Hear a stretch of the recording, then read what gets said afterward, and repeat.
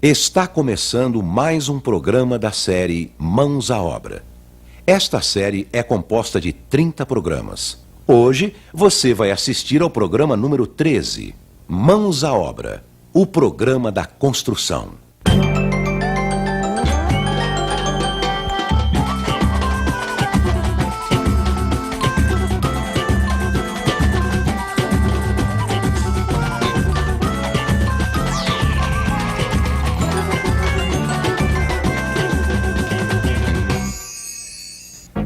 No programa anterior, vimos como fazer vigas e lajes, como fazer as vigas sobre paredes, como fazer as vigas sobre vãos, como preparar as lajes, os cuidados na hora de concretar as lajes.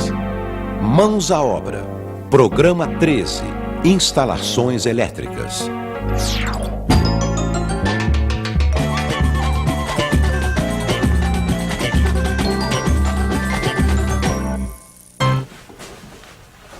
Oi, Pedrão.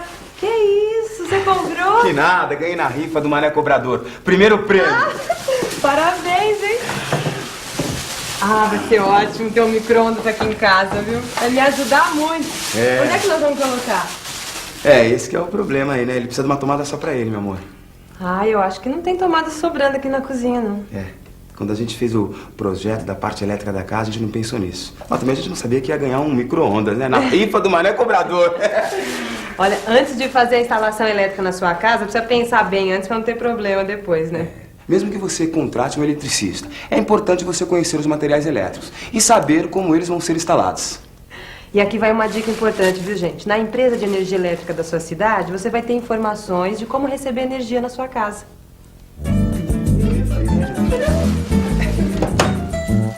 Você vai saber como colocar o poste de entrada e o eletroduto.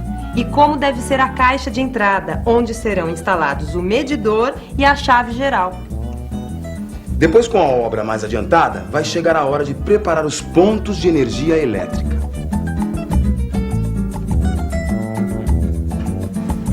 Olá, Pedrão, tudo bem? O que é que você vai precisar, amigão? Tá na hora de eu começar a fazer a instalação da parte elétrica lá de casa e eu tô pensando em contratar um eletricista. Olha, eu posso indicar um bom eletricista, mas eu vou dar um conselho. É importante você saber como se faz uma planta dos pontos de eletricidade para encomendar o serviço. Mas eu não conheço direito os materiais elétricos. Não tem problema. Eu posso dar umas dicas. Nessa fase você vai precisar de eletrodutos, caixas e o quadro de distribuição. Os eletrodutos são tubos que são colocados dentro das paredes e das lajes e por onde passam os fios, que são os condutores de eletricidade. O eletroduto é aquele que o pessoal chama de conduíte? Isso mesmo. Existem dois tipos de eletrodutos. O rígido, como esse aqui, ó, e o flexível, como esse. E qual que é o melhor? Depende da aplicação. Nas lajes, o rígido. Nas paredes, o flexível.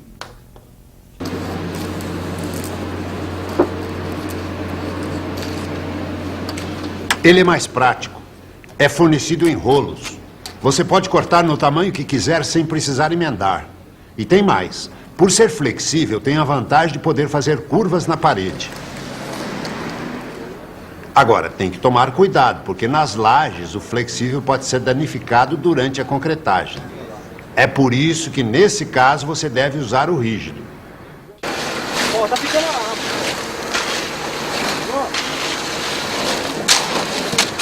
E não tem perigo de pegar fogo? Não, eles são feitos de PVC, que é um material anti-chama. E as caixas? Nas caixas é que vão ser instalados os interruptores, as tomadas e os pontos de luz. As caixas são interligadas pelos eletrodutos. Existem 3 tipos de caixas.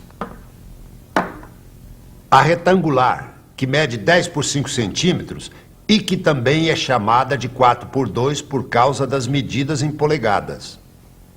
A quadrada, que mede 10 por 10 centímetros e é conhecida como de 4 por 4. E a octogonal, ela tem 10 centímetros. Agora, quando é que eu uso uma e quando é que eu uso a outra? As caixas octogonais são usadas para as lâmpadas. As caixas retangulares e as quadradas são para interruptores e tomadas. E o quadro de distribuição? O quadro de distribuição é o centro de toda a instalação elétrica dentro da casa. Ele recebe os fios que vêm do medidor da entrada e distribui a energia para as lâmpadas, tomadas e interruptores.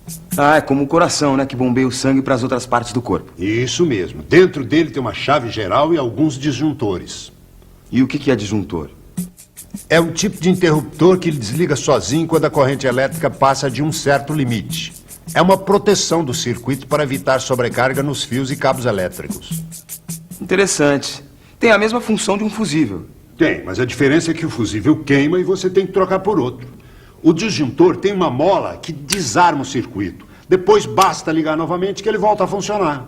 Mas o disjuntor não queima se ficar ligando e desligando? Se o disjuntor ficar desarmando toda hora, é sinal que o circuito está sobrecarregado. E nesse caso, não adianta trocar só o disjuntor. Tem que ver se a fiação aguenta. Como assim? Por exemplo, se você colocar um disjuntor de 20 amperes para uma fiação que aguenta 15 amperes e ligar vários aparelhos ao mesmo tempo, você corre o risco de aquecer demais os fios e provocar um curto-circuito. Opa, aí é perigoso. É por isso que precisa calcular a capacidade dos disjuntores de acordo com a necessidade de energia de cada circuito e com o tipo de fiação. E quantos disjuntores eu vou precisar ter? Um para cada circuito. E quantos circuitos eu vou ter? Bom, aí você vai ter que seguir umas regrinhas. Primeiro você vai separar os pontos de luz das tomadas. Depois você vai separar o andar de baixo do andar de cima. E por último você vai criar um circuito só para o chuveiro. Bom, então são 7 circuitos. Mas faça tudo isso evitando sobrecarga nas tomadas especiais. Não ponha mais de 3 no circuito. Não, deixa comigo. Agora você precisa definir quantas caixas vai usar, de que tamanho e onde elas vão ser colocadas. Bom, então tá bom, Sr. Freitas. Eu vou fazer a lista de todo o material que eu preciso, aí depois eu volto. Ok, Pedro. Qualquer dúvida me procura, eu vou estar aqui. Tá ok, Sr. Freitas. Brigadão, hein? De nada. A parte elétrica ela já passa, né? E deixa os conduítes embaixo na laje, né? Então a gente já sabe que ali onde tem aquele conduíte vai subir normalmente uma caixinha. Então a gente já, com o eletricista que a gente toma a informação, a altura que tem que ser as caixas. Por exemplo, a minha parede, na segunda fiada vai ter uma caixinha, na sexta fiada vai ter outra. Então eu já estou sabendo, porque o eletricista já passou e já nos informa, né? Porque é para poder a gente não fazer errado, senão depois complica. Aí vai ter que quebrar, vai ter que manchar, qualquer coisa. Ela tem que pensar assim, como se ela estivesse morando dentro da casa. Aí as necessidades dela, onde é que ela colocaria, por exemplo, televisão, onde é que ela iria colocar a máquina, onde é que ela iria dentro da cozinha, como que ela iria trabalhar, como que ficaria mais prático. Então acho que ela teria que pensar em qualidade e praticidade, né, para procurar facilitar o máximo possível. E tentar também não pensar assim, em carregar muito uma tomada, por exemplo, ali eu vou pôr rádio, televisão, ferro. Tentar ser racional, mas distribuir bem a eletricidade. Acho que isso aí também faz parte da questão de evitar acidente, curto-circuito dentro da casa, essas coisas todas, né? Então acho que é isso, ela tem que pensar, racionar como se ela estivesse dentro da casa e se imaginar de uma forma prática.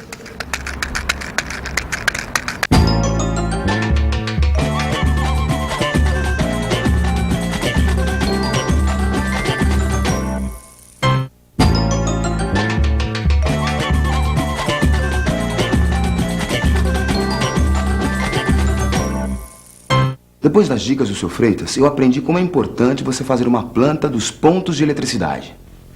Pontos de eletricidade são todos os locais da casa onde você vai instalar uma lâmpada, um interruptor, uma tomada. Isso inclui também o quadro de distribuição. Que deve ser colocado num lugar discreto para não aparecer demais. Geralmente ele é colocado atrás de uma porta. Agora, outra coisa importante, ele tem que ser instalado próximo das maiores cargas da instalação e do relógio de luz. De qualquer forma, ele deve ser colocado num lugar de fácil acesso, mas longe de botijões de gás ou fogões. Ele não pode ser instalado no banheiro também por causa da umidade, né? E além disso, a tampa do quadro deve ficar sempre fechada. Ele pode ser limpo, sim, mas nunca, jamais deve ser lavado, né? Os pontos de luz são aqueles locais onde a gente vai instalar a lâmpada. Devemos pelo menos prever um ponto de luz no teto para cada cômodo. E além do ponto no teto, pode ser colocado também um ponto na parede, que é chamado de arandela. Os interruptores servem para interromper e restabelecer a passagem da corrente elétrica, ou seja, apagar e acender os pontos de luz. Eles devem ser colocados próximo das portas, porque assim fica mais fácil você acender. E nunca atrás delas, porque senão dificulta. Devem ser previstos 2 tipos de tomadas, as de uso especial e as de uso geral. As tomadas de uso geral são aquelas que a gente ainda não tem o uso definido e servem para ligar TV, videocassete, aparelho de som, abajur.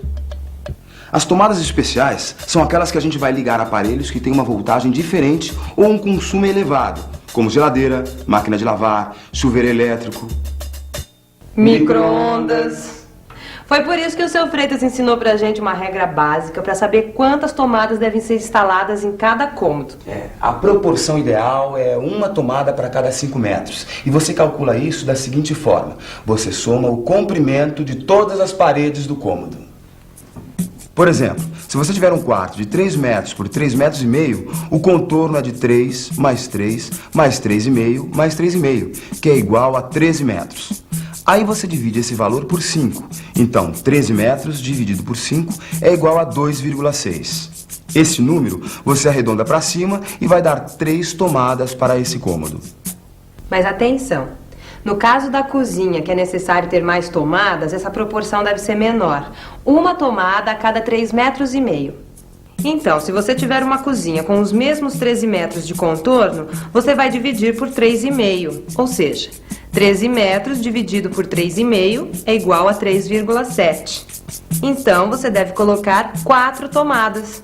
No caso do banheiro, não se esqueça de colocar uma tomada junto ao lavatório, mas tome cuidado para que essa tomada e o interruptor fiquem a mais de 60 centímetros do box. Outra coisa importante é você adotar um padrão de altura na colocação dos diversos pontos de eletricidade. Isso vai facilitar a sua obra, porque você coloca os pontos todos na mesma fiada de blocos. Ai, depois fica tão bonito depois de pronto. Mas para isso existe uma tabela, e essa tabela é a seguinte. As tomadas baixas, de uso geral, devem ser colocadas a 30 centímetros do piso. As tomadas médias, como as do lavatório, do banheiro, da geladeira, do liquidificador, da máquina de lavar, do freezer, da campainha da rua, do micro-ondas, devem ser colocadas a 130 centímetros do piso. As tomadas altas, no caso do chuveiro elétrico, devem ser colocadas no mínimo a 225 centímetros do piso. Os interruptores devem ser colocados a 130 centímetros do piso. E as arandelas devem ser colocadas a 190 centímetros do piso.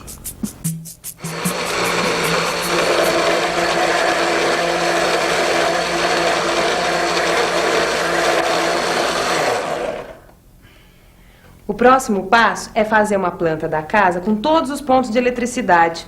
Essa etapa é necessária, mesmo que você contrate um eletricista. Porque você precisa dizer para ele o que você quer que ele faça exatamente. Você não coloca um ponto no meio do cômodo e meia dúzia de tomadas? Ixi, Maria, depois quem fica com o problema é você. Para você fazer uma planta dos pontos de eletricidade, você tira uma cópia da planta da casa e desenha em cima os lugares onde você quer instalar esses pontos e eletrodutos. Tem uma convenção para marcar esses pontos. São os símbolos que representam cada tipo de ponto. O quadro de distribuição é um retângulo, metade cheio e metade vazio. O ponto de luz no teto é um círculo vazio. A arandela na parede é um meio círculo vazio. O interruptor é uma letra S maiúscula. A tomada baixa é um círculo pequeno vazio com um traço do lado. A tomada média é um círculo pequeno, metade cheio e metade vazio com um traço do lado. A tomada alta é um círculo pequeno, totalmente cheio com um traço do lado. O telefone é um triângulo vazio. E os eletrodutos você indica com uma linha ligando os pontos. Se passar pelo chão, faça uma linha tracejada para distinguir dos que estão passando pela laje ou parede. Com esses símbolos, você vai marcar a planta começando pelo andar de baixo. Marque o quadro de distribuição. Marque os pontos de iluminação no teto. Na cozinha, como temos um ponto no teto, é bom termos arandelas em cima do fogão e em cima da pia, para ficar bem iluminado. Marque os interruptores. Marque as tomadas. Depois, desenhe uma linha ligando o quadro de distribuição ao ponto de luz do teto mais próximo. Agora, ligue esse ponto de luz com os demais pontos do andar térreo. Ligue os pontos de luz com os respectivos interruptores. A partir dos interruptores ou dos pontos de luz, ligue as tomadas. Coloque uma flecha em cima do quadro de distribuição e escreva a palavra sobe, para indicar que um eletroduto passará para o andar de cima. No andar de cima, repita todas as operações a partir do ponto onde o eletroduto estiver chegando.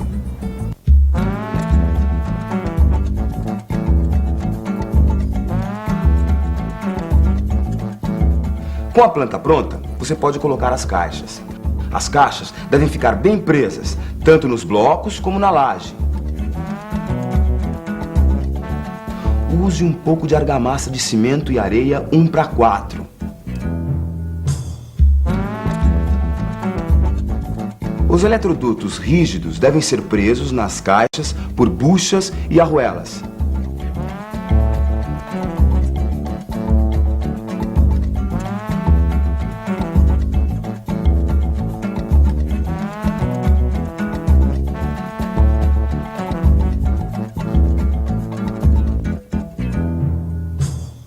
Os eletrodutos flexíveis passarão dentro da parte oca dos blocos e os rígidos ficarão concretados na laje. O diâmetro dos eletrodutos depende do número de fios que vão passar dentro deles.